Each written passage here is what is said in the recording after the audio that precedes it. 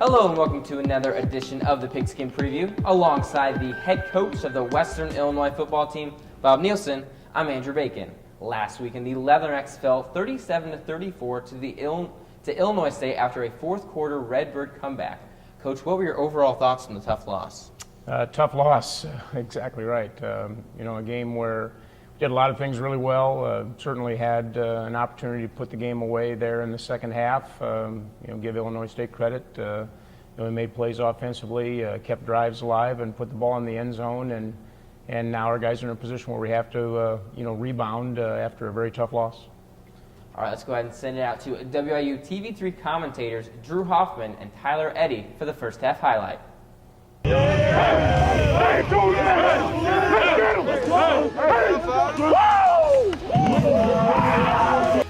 Against Indiana State. First play, be fake handoff to Coppridge, and that ball's going to be intercepted by Luke Venagoni. He'll be tackled around the 26-yard line, and Western's defense, one and done. It'll be a bubble screen to the outside. Heisey Scott's got it, looking to get up the sideline. He's got some blocking in front of him, and he'll be thrown out of bounds around the 15-yard line. Third and short. The hand up to, it's a fake. It's going to be Borsellino on the side. He's going to be just outthrown. Maybe a diving effort. Kick is up, and it is a beauty. Western capitalize on their first drive of the game. They're going to pick up 3 points. They give to Coppridge. Coppridge trying to get to the outside. He's got one guy to beat. He's still on his feet. Down the sideline. 30, 20, 10, 5. Touchdown. Coppridge, 1 carry, 1 touchdown. As he travels basically the length of the field. And a week later, Lenore fumbled right here at Hanson Field. Morellis takes it. Morellis trying to find his gap. He's got a small thing. He's trying to get up the sideline. He's got some blocking, and he will be tackled on bounds around the 46-yard line. Took a shot in the last play, but he seems to be all right. Going downfield again. He's got Heisey Scott this time, and Heisey Scott. That's one for the highlight reel. That'll push Western inside the red zone. 1st and 10. Looking out towards his right. He's going to take off with it. Spinning and getting wrapped up at the 11-yard line. So, despite the broken play. Interesting formation. Borsellino kind of on the heels of Heisey Scott. Baker found a seam. He's got some blocking downfield. One guy to beat. Diving. Baker. Reservations for 6. As Western regains the lead, 9-6. He's in the backfield along with Roberson. Fake handoff, Roberson keeper. He's got some room up the middle of the field, still on his feet. He will be brought down by Chip Oshlag in the lineup. He's made his presence known early in this one. Motion in the backfield, Roberson back to pass. Western sending some pressure. But a beautiful completion down the sideline as Roberson down for him. Roberson. Farmer was in motion in the backfield. Coppridge, he gets away from Rollins, still on his feet, cutting back. And he'll be brought down by Curry. Coppridge now off the field, taking a breather. Roberson with the keeper, a lot of pressure. Throwing out the back foot, that's going to be an interception. This time coming from Mr. McDaniel. May prove to be key here. The Venagoni one, really did prove to be key early in the first quarter. There's that connection. Norvell to Lenore. Another comeback by Lenore looking to make a move. Shake and bake still on his feet. He's going to pick up about 6. He made just a ridiculous catch in the opening drive. It's going to be a keeper for Devin Moore. Devin Moore still on his feet. Busting through gaps using that big pill. Norvell. Fake handoff. Comeback route for Heisey Scott. Scott staying in bounds. He will get past that first down marker. And that's one of those things you got to love to have if you're a head coach. Norvell with the keeper. He's got some blocking downfield. And Norvell, that's a fumble. Now with the ball. As he's trying to get the sideline, but Borsellino make an attempt. And then he'll be brought down. As of right now, it is Illinois State football. Moore in motion. Short pass across the middle. Lenore, he's got some blocking in front of him. Borsellino running side by side, still on his feet. And he'll be pushed out of bounds at the 35-yard line as Lenore doing it with his feet yet again. Bell and Baker in the backfield. A lot of guys in the box for the Redbirds. He's going to air it out. He's got Lenore in the corner. Lenore. 6 more. As the man is starting to show off. First quarter. Roberson flushed out. That ball's loose on the ground, picked up by McDaniel. McDaniel, a fumble recovery. And an interception as Western's defense gets the ball right back. It'll be a handoff, and now it's a pass down the field. And a lot of flags coming into play. We see about 3. There are 2 fouls on the play. Personal foul, roughing the passer. On the defense, number 28. That penalty will be declined. Pass interference, number 27 of the defense. 15-yard penalty, automatic, first down. They're going to try to punch this one right through. There's more, finding the seam, and there's that punch. 6 more for Western as they're blowing this one wide open. After Copperidge's 69-yard touchdown run, the Western Illinois defense wreaked havoc on the Redbirds. What was the key to the first half defensively? Well, a couple of things. First of all, they turned the ball over, which our defense did a good job of generating some turnovers, which helped us generate some scoring opportunities. The other thing is we were really good on third down. We were perfect in third and long situations and got off the field to stop drives, which is something we didn't do in the second half. On that very first offensive play, Luke Venegoni had the interception. He doesn't always get talked about a lot. Sometimes it's JJ or Kensel, but not really a lot about Venegoni. Can you talk about him and his performance this season? Yeah, Luke's been one of the silent stars, certainly a very solid player for us all year long. He doesn't get the recognition of the other 2, but he's a guy that has been very consistent in his performance, which you'd expect from a senior. A lot of the alumni were mistaking Kensel and Venegoni for how well Venegoni was starting that game off. Offensively in the first half, the Leathernecks were lights out, scoring a total of 24 points. How was WIU able to perform so well offensively?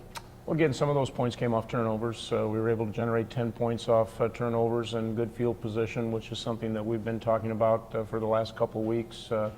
The other thing is we moved the football with consistency, made big plays on third downs, made a couple of big plays through the air. I thought Trenton was certainly on point throwing the football, and as a result, the 24 points came in a hurry, and we just needed to keep scoring in the second half, which we didn't do at the same rate. All right, well, let's go ahead and take a quick commercial timeout here. You're watching the Pigskin Preview, your home for Fighting Leatherneck football.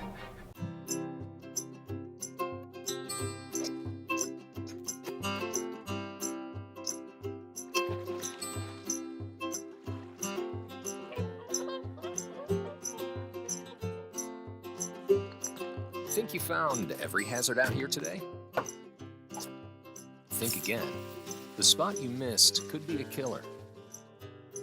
That spot on your skin could be skin cancer. Fact is, if you're a man over 50, you're in a group most likely to develop skin cancer, including melanoma, the kind that kills 1 person every hour. 1 in 5 Americans is likely to develop a form of skin cancer during their lifetime. That's why your best shot is to check for a spot. It's easy. Follow through and check your skin. It could be the save of a lifetime. Go to spotskincancer.org to find out how. A message from the American Academy of Dermatology. Welcome back to the Pigskin Preview. Western took a 24-6 lead into half. At that point, how was the team feeling? A lot of confidence. We played well. We knew Illinois State was going to mount a comeback. They are as explosive an offensive football team as I think there is in the league right now, with the dual threat they have at quarterback and the good complement of personnel that they have surrounding them. And so we knew 2 things were going to be important. We had to play as well defensively in the second half as we did in the first half, and offensively we had to keep the pressure on them. All right, let's go ahead and check out the second half. It'll be a give to Baker, and Baker just spinning off of tackles. You really have to try to work and see what you can do better to score more points and put them up on the board. That ball was intended for I.C. Scott. Just some miscommunication. He thought he got wrapped up. Prior to the pass, holding, defense, number 23, 10-yard penalty, first down. Norvell flushed out of the pocket. He's going to find Morellis, and Morellis making a move. He's now got a blocker. He's going to come on back now, and he's going to get wrapped up and brought to the ground. But Morellis getting the job done. He saw that Norvell got flushed out. He came back looking for his quarterback, saying, hey, I'm right here. That small ball stuff brings up 3rd and 1. And then when you got a guy like Devin Moore, there's got to be at least 2 jerseys in the backfield to bring down a guy like Devin Moore. Really taking any opportunity away from Illinois State. He's trying to make it a 21-point game. Great shot, kick is up, and that's just through the heart. As Western might not have got 7, but they got 3. Pressure is enough to really kind of get the offense skating around. And again, there's more pressure right here. And then Western's defense getting it done again. Martinez Davis. After Julius. You got fool on that play is Coppers. Getting in that open field, getting them back into a reasonable area. Roberson in the shotgun, back to pass. He's got a wide open man, a blown coverage. Still on his feet and then being wrapped and brought to the ground, but that was just an amazing pickup. Get the big run by Coppridge, and then the big pass there to O'Shaughnessy, and now they're in scoring position. Coppridge on the run. Looking to convert on 3rd and 7, low snap. He recovers nicely. He's got a guy in the end zone. It's O'Shaughnessy. And that'll be the first touchdown since the first quarter for Illinois State. Roberson looking across the middle of the field. He's got another receiver wide open. Roberson stepping back to pass again. He's going to be flushed out. And he'll be brought to the ground. Kevin Kinsel. Now under 25 seconds left in the 3rd quarter. Roberson crossed toward the end zone, and it was intended for Meredith, but Chungong, the senior, coming in there with a huge deflection. Roberson having to convert on this one. Middle of the field, Meredith again, and he's going to get sandwiched by McDaniel and Davis. In the quarter, Roberson threw for 103 yards. He's now got the ball now. He's trying to keep it. Diving towards the end zone. And they're going to call it a touchdown. Roberson just made this game a lot more interesting. Roberson back to pass. Looking over the middle of the field to O'Shaughnessy. Play Illinois State looking at 2nd and 10. Roberson back to pass. Looking out over the side. He's got Meredith trying to get the fans into the game. Roberson flushed out. He's got some running room in front of him. He's going to flip it into the end zone. And they're going to call it a touchdown. O'Shaughnessy, again, making a huge play. Playing a huge factor in the game. As the temperature will continue to drop. Lenore got past the defense. He's all by himself. Allen, the only guy he needs to beat. 10-5. Touchdown, Leathernecks. As the Lenore-Norvell connection. Again and again. Wow. They put 34 points up on the board. Great job there by Martinez Davis. 2nd and 11, Roberson. Across the middle of the field, Meredith again. He's got some legs behind him. He's going to trip up and be brought down from behind. It'll be a handoff to the outside. Venegoni.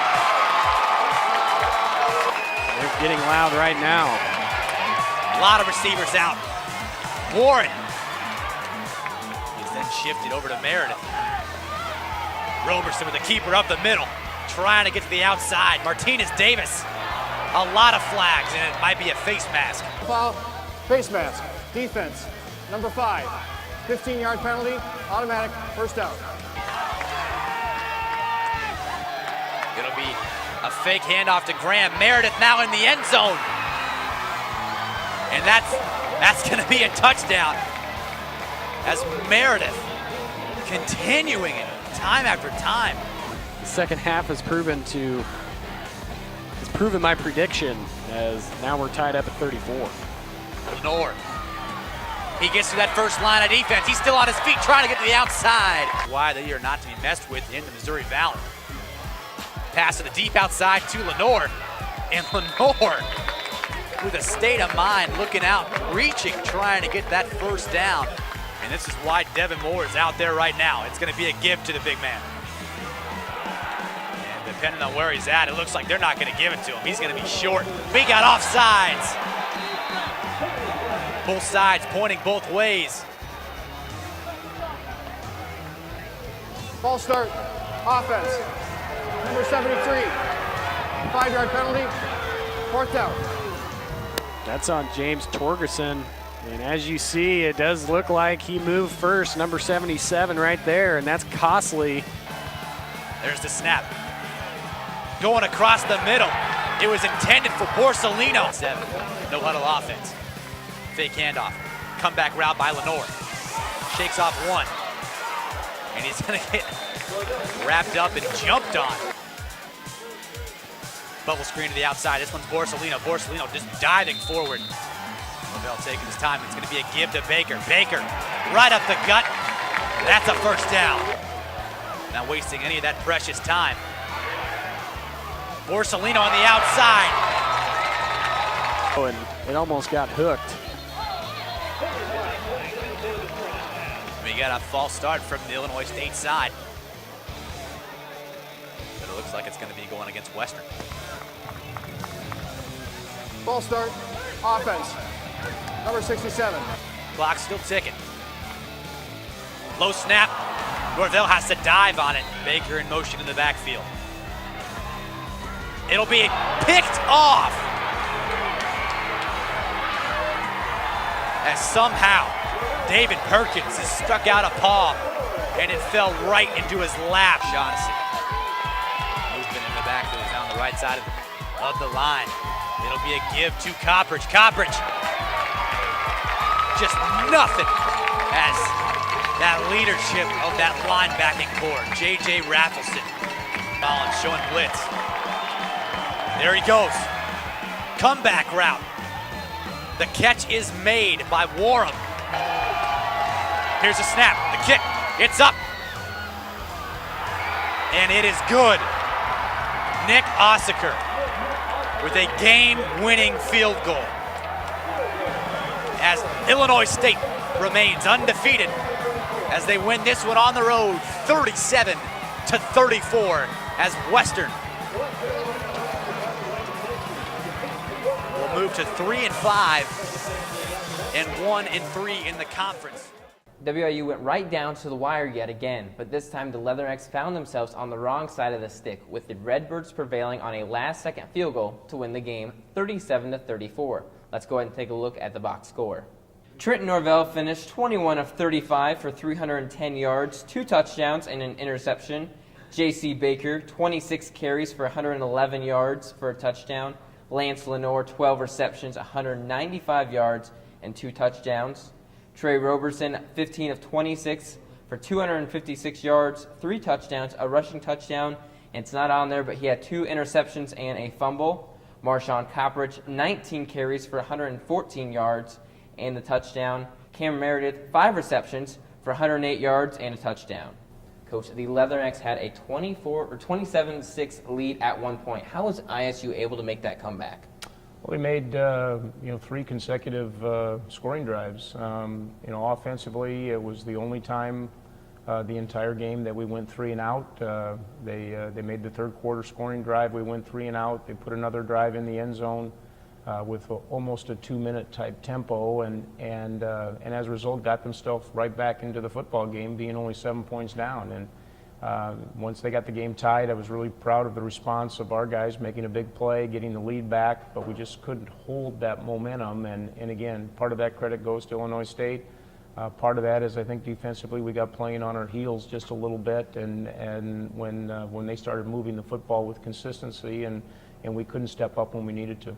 Despite the loss, it seems that Trenton Norvell and Lance Lenore's connection has grown. He's almost had 200 yards receiving in the air. Talk about them and how they've continued to grow, even though having pretty good performances in the past.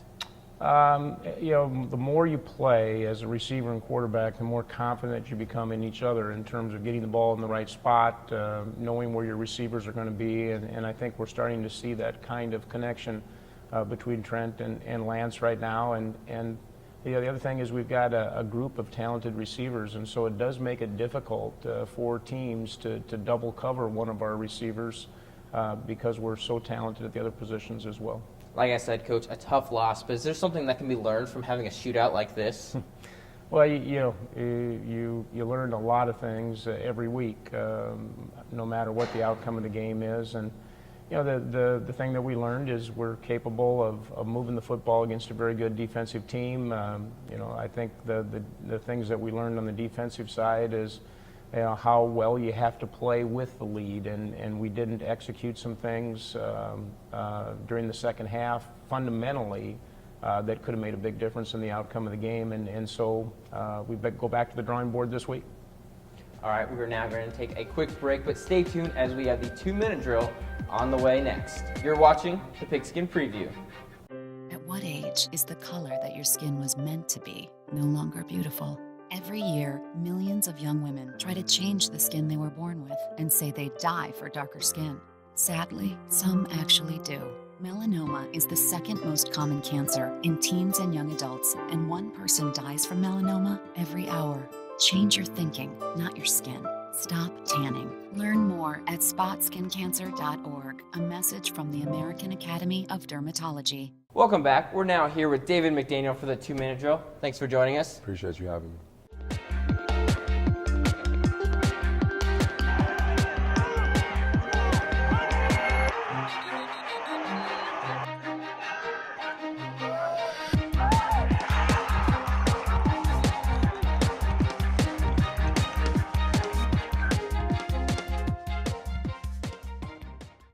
Now, for those new to the show, each week we here at the Pigskin Preview try to ask as many questions as possible to our guests, and you already probably guessed it, in 2 minutes. And so with that, you ready?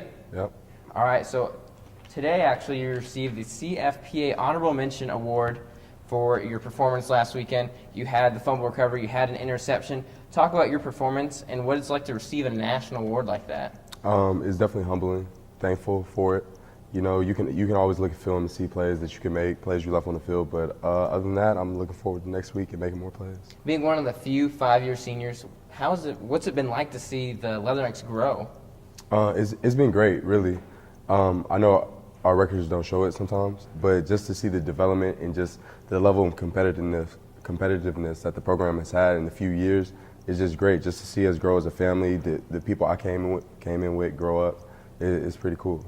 After last week's interception, you're now tied with Martinez for the active leaders list. Is there some kind of competition between you to finish out on top? You know, it hasn't been talked about, but we might have to start that up. You know, get something going real soon. He does have the tiebreaker with the 2 touchdowns. Yep, though. yep, definitely. Is there a favorite conference opponent you like to play every year?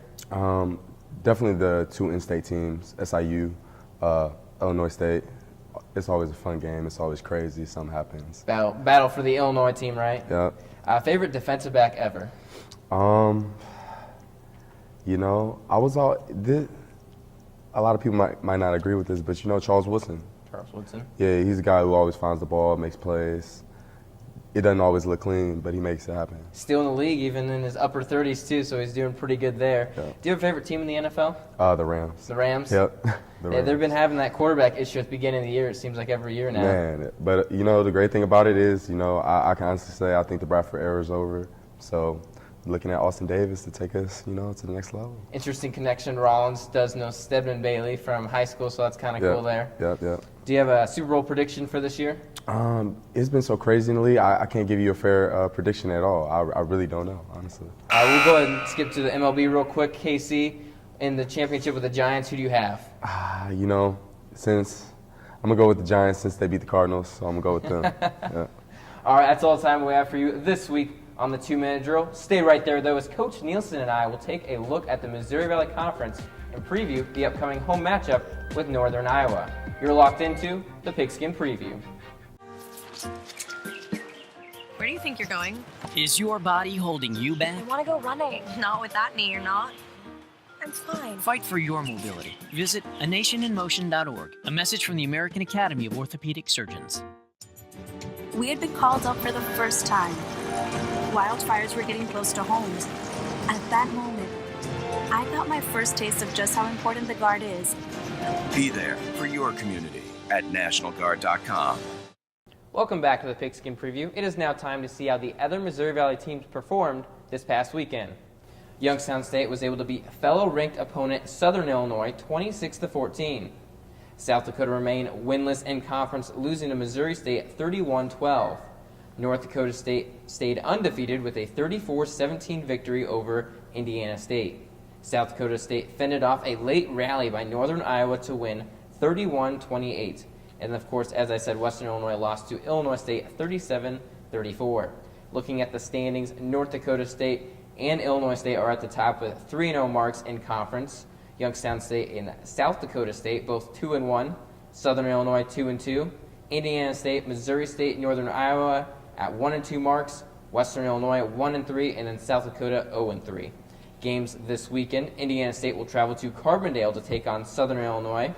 Illinois State will host Missouri State in Bloomington, Illinois. North Dakota State will play at South Dakota in the Dakota Dome. South Dakota State will host the Youngstown State Penguins. And then, of course, this weekend, the Fighting Leathernecks entertain the 3-4 Northern Iowa Panthers. Last week, the Panthers also dropped a close game at the hands of South Dakota State 31-28 at the Unidome.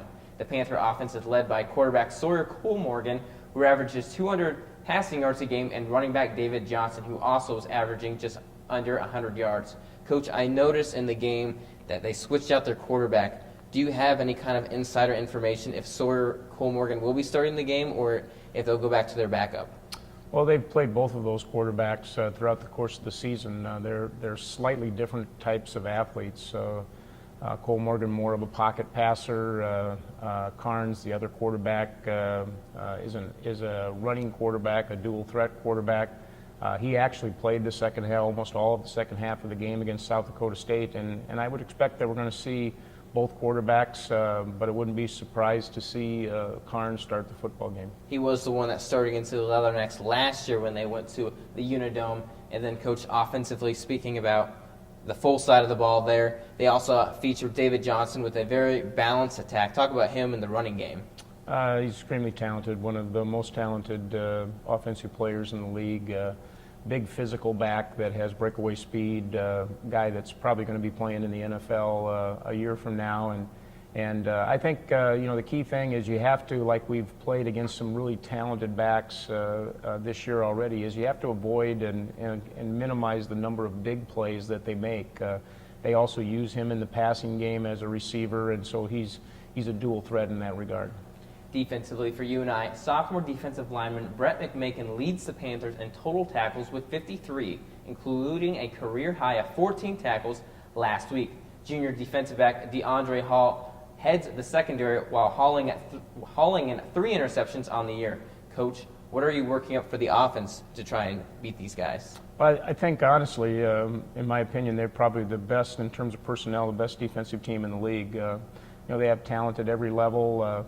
McMakin, his brother is actually on our roster, so we get a little bit of inside information from that family connection. But they're a team that is very physical up front, has tremendous skill in the secondary, and so we're going to have to be very consistent in our execution offensively to move the ball and put points on the board. Interesting enough, Northern Iowa is tied with North Dakota State for a defense against the rush, although their average per carry is less at 2.5, while North Dakota State's is north of 3. The Leathernecks and Panthers face off this Saturday at 1 on Hanson Field. That's all the time we have for you on this edition of the Pigskin Preview. For Coach Nielsen, I'm Andrew Bacon. Thanks for watching.